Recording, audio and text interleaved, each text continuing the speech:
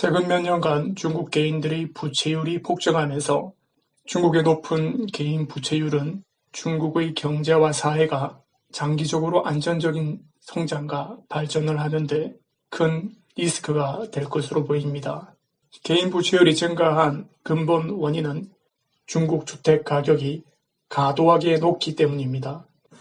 중국은 토지 제도가 국유 혹은 집체 소유의 공동 소유 개념이기 때문에 어느 나라보다 국민들을 위한 복지 성격의 주택 정책을 시행하기 좋은 토대를 가지고 있었습니다.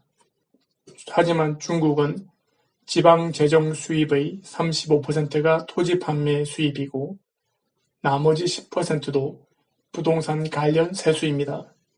그래서 공영정부가 아니라 공산당만의 사형정부의 이익을 위해 토지 출랑 중심을 통해 높은 가격으로 토지를 판매하면서 부동산 개발상과 협조하여 토지 가격을 올리고 부동산 가격이 따라 오르고 다시 토지 가격이 오르는 방식으로 지방정부의 재정 수입 확대와 부채를 통한 GDP 증가에 주력해왔습니다.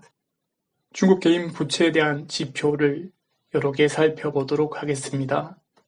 첫째, GDP 대비 개인 채무 비율입니다. 중국의 GDP 대비 개인 채무 비율이 53%를 넘어섰다고 합니다. 1996년 중국 GDP 대비 개인 부채율은 3%에 불과했는데 2008년에는 18%까지 늘어났고 2017년 상반기에는 47.5%가 되었습니다. 그런데 이 수치는 주방공제진 대출과 P2P 대출은 포함하지 않은 수치입니다.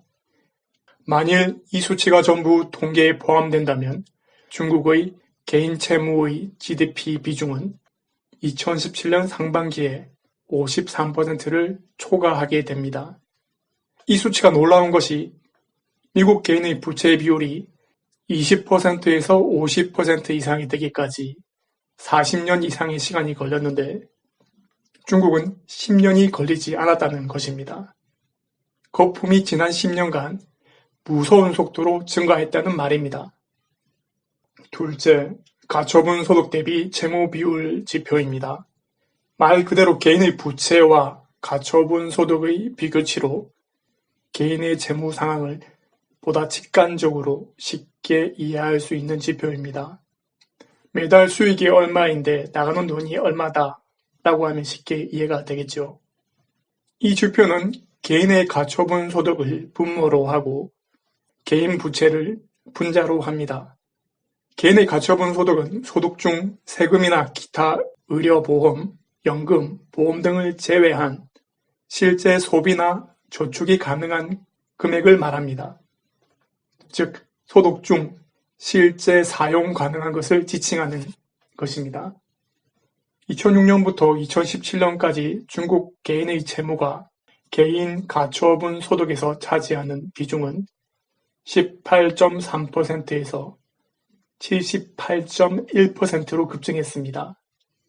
이 통계는 은행 통계에서 나온 데이터일 뿐이고 기타 유형의 대출까지 포함한다면 그 수치는 더욱 놀랄 만한 것으로 78.1%를 훌쩍 뛰어넘을 것입니다.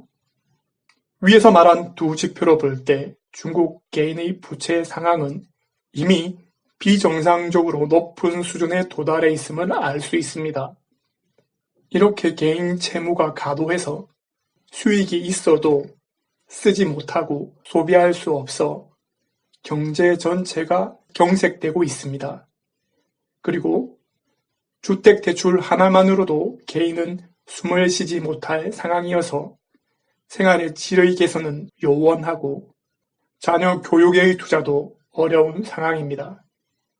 이 상황을 분석하면 개인은 주택이라는 자산을 가지고 있지만 매월 개인 가처분 소득에서 채무를 제외하면 20%밖에 남지 않는다는 것을 의미합니다. 셋째 지표는 개인 자산 중 부동산 자산 비율입니다. 중앙재경대학 금융학원의 교수 구어 티엔용의 분석에 따르면 개인 부채의 증가는 주택 가격의 과도한 상승 때문이고 주택 구매의 지출 비중이 개인 수입에서 차지하는 비중이 과도하게 높아서 개인 부채율의 과도한 상승을 초래했다고 말하고 있습니다. 중국 가정의 자산 중 부동산이 차지하는 비율은 68%에 이르고 베이징과 상하이의 경우 85%에 이릅니다. 넷째 지표는 개인 부채 중 주택대출 비중입니다. 부동산 가격의 급상승으로 개인주택 대출액이 급증했고 개인 부채 중에서 주택대출이 차지하는 비율이 갈수록 높아지고 있습니다. 중국 중앙은행의 데이터에 의하면 2017년 중국인의 주택대출은 개인주택대출 21조 9천억 위엔과 주방공지진 대출 4조 5천억 위엔을 합해 26조 4천억 위엔에 달해 중국 가정 채무 중 차지하는 비율이 65%에 달한다고 합니다. 그렇다면 가정의 부채율은 어느 정도가 적당할까요? 중국 국가행정학원 연구원인 후민 씨는 가정의 부채율은 30에서 40%가 적당하며 이 수치를 초과할 경우 가정의 지출과 미래 가계 안정에 큰 위험 요소가 될 것이며 극단적인 경우에도 40%를 넘지 말아야 한다고 말합니다. 중국 경제의 내수 활성화와 성장을 위해서는 개인의 소비 증가와 활성화가 뒷받침되어야 하는데 중국 개인들은 주택으로 인한 과도한 부채로 주택의 노예가 된 상황에서 숨도 쉬기 어려운 상황이니 내수 활성화로 인한 경기 진작은 더욱 어려울 것 같습니다.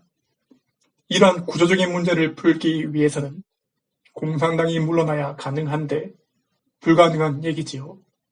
중국 개인은 과도한 부채로 주택의 노예가 되어서 중국 공산당 정부에게 털과 고기마저 뜯기는 불쌍한 양이 되고 말았습니다.